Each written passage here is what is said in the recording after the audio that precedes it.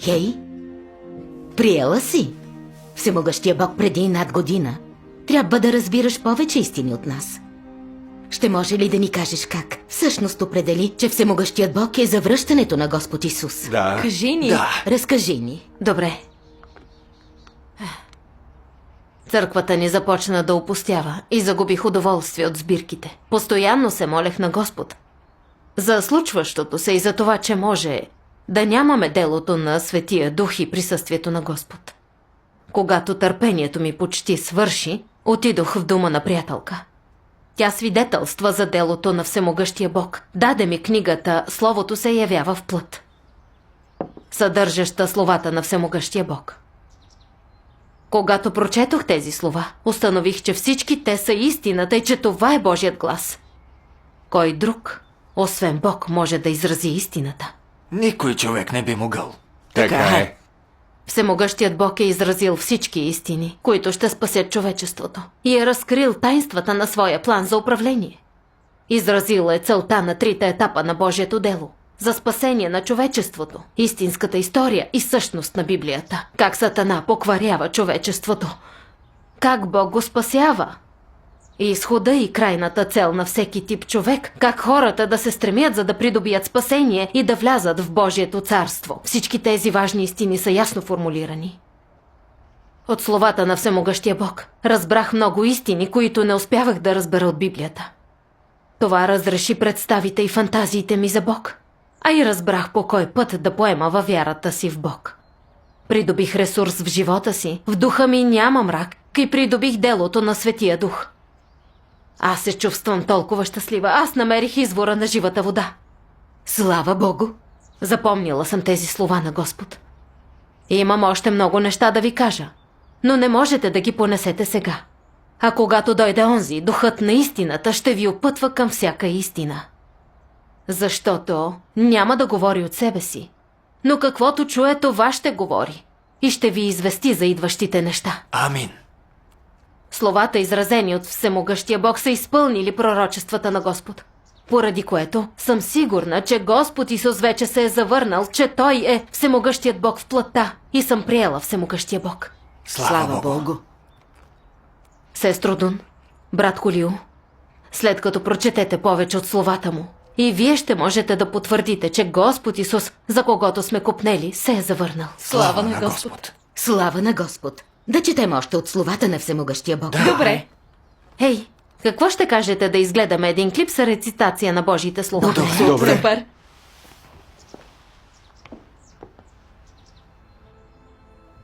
Осъществявам делото си из цялата вселена.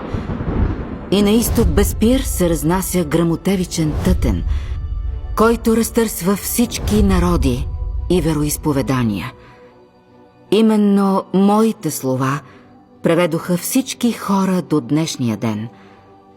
Аз правя така, че всички хора да бъдат завоювани от словата ми, да попаднат в този поток и да ми се предадат. Защото отдавна оттеглих славата си от цялата земя и отново я изпратих на изток.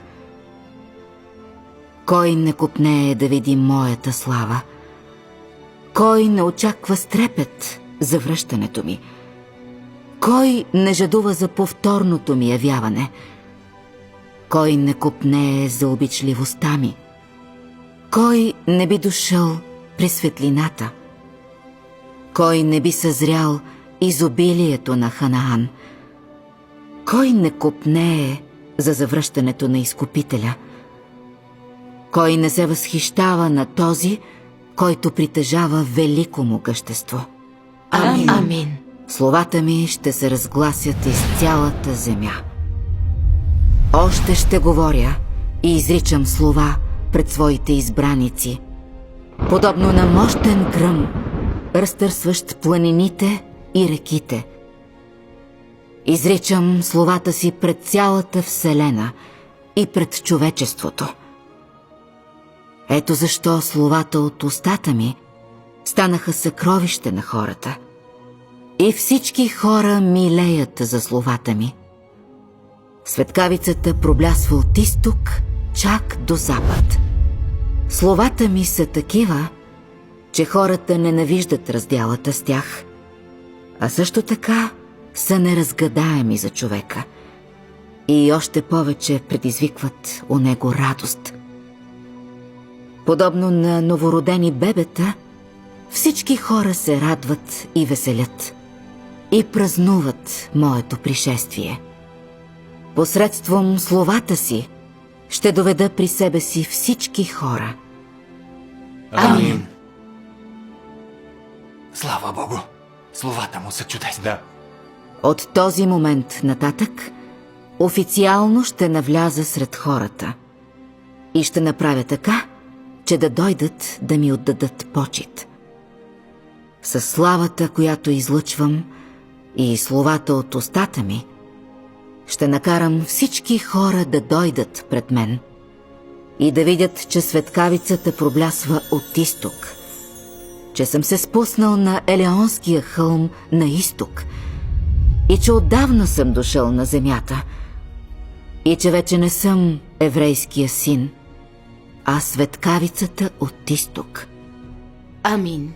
Защото отдавна възкръснах и напуснах мястото си сред хората, а след това отново се явих сред тях със слава.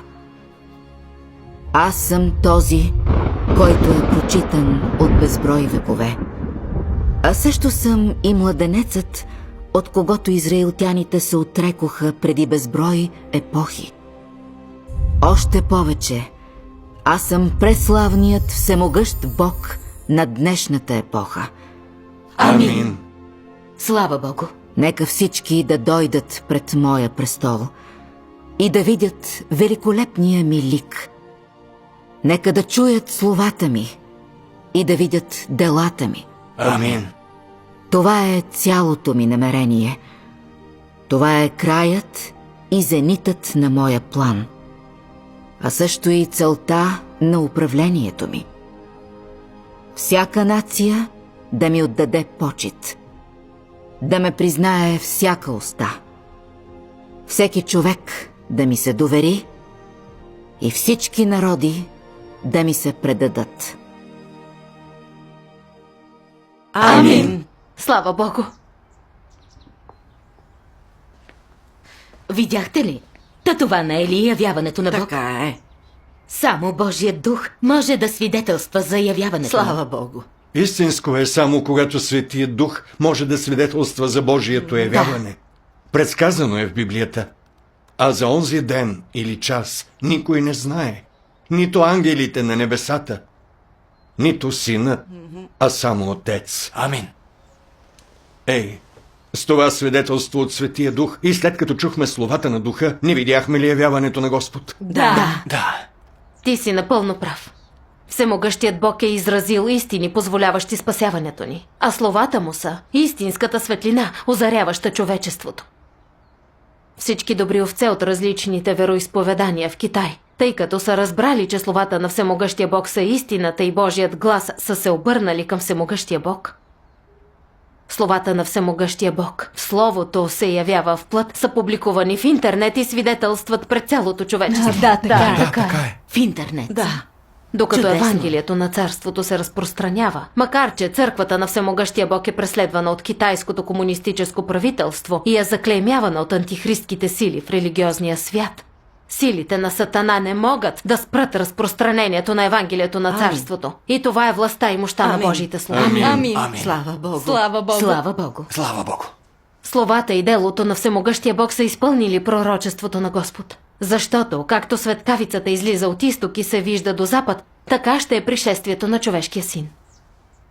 Светкавицата означава голяма светлина, говори за Божиите слова.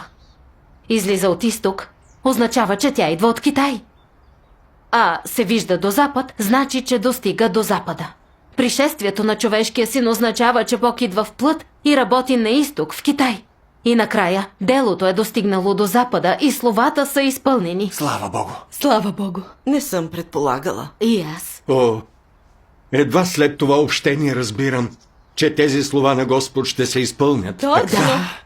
Не съм и мечтала, че повторното идване на Господ Исус ще бъде такова явяване. Нищо чудно, че е казал: моите овце слушат гласа ми.